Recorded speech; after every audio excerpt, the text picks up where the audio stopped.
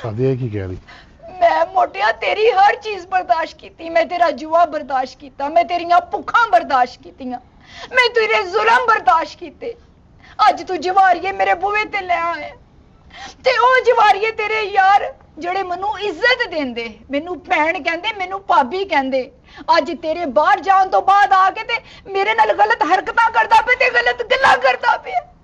ਉਤੋਂ 1.5 ਫੁੱਟਾ ਜਿਹਦੇ ਜਾ ਕੇ ਤੂੰ ਜੁਆ ਖੇਲਣਾ ਉਹ ਵੀ ਆਇਆ ਤੇ ਉਹਦੀਆਂ ਵੀ ਮੈਂ ਕੰਨ ਲਾ ਕੇ ਗੱਲਾਂ ਸੁਣਨੀਆਂ। ਮੇਰੇ ਕੋਲ ਸੁਣੀਆਂ ਨਹੀਂ ਗਈਆਂ ਮੋਟੀਆਂ ਗੱਲਾਂ, ਉਹਨਾਂ ਨੇ ਕੀ ਕੀ ਗੱਲਾਂ ਕੀਤੀਆਂ। बस कर दे सादिया, बस कर दे। मैं मर गई अपने आप जज,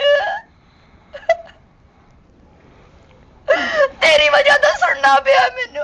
बस कर दे सादिया, मैनू माफ कर दे। मैं जवारी जरूर हाँ लेकिन मैं बेगैरत नहीं। मैनू नहीं सी पता कि मेरे यार ही मार निकलणगे। मेरे घर दे उत्ते ये बेगैरतां ने अख रखी है। मैनू एक मौका दे, मैं हुणे सब कुछ ठीक कर दियांगा।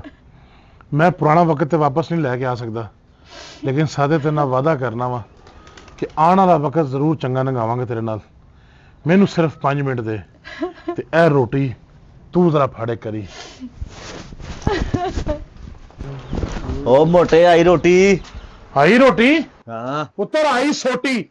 बाहर निकलो, चलो तू भी बाहर। ओ भाजी की होए बाहर निकलो, तेनू दसना की होया। मोटे की बाहर निकल। यार सी यार बाहर निकल।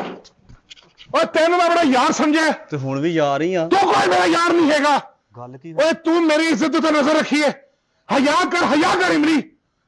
लानत है तेरी नजर दे ते तेरी शक्ल दे उत्ते। मेरी बेगम जरूर जो कुछ मर्जी बदतमीज हो सकती है, लेकिन झूठी नहीं हो सकती इमली। तू जरूर कोई बगैरती की होनी है, क्योंकि पिंड दे विच पहले भी तेरियां खुजी कई शिकायतां ने। इन्ने मशवरा दिता सी सारा यार। ओए मैं आया सी तेरे कोलों।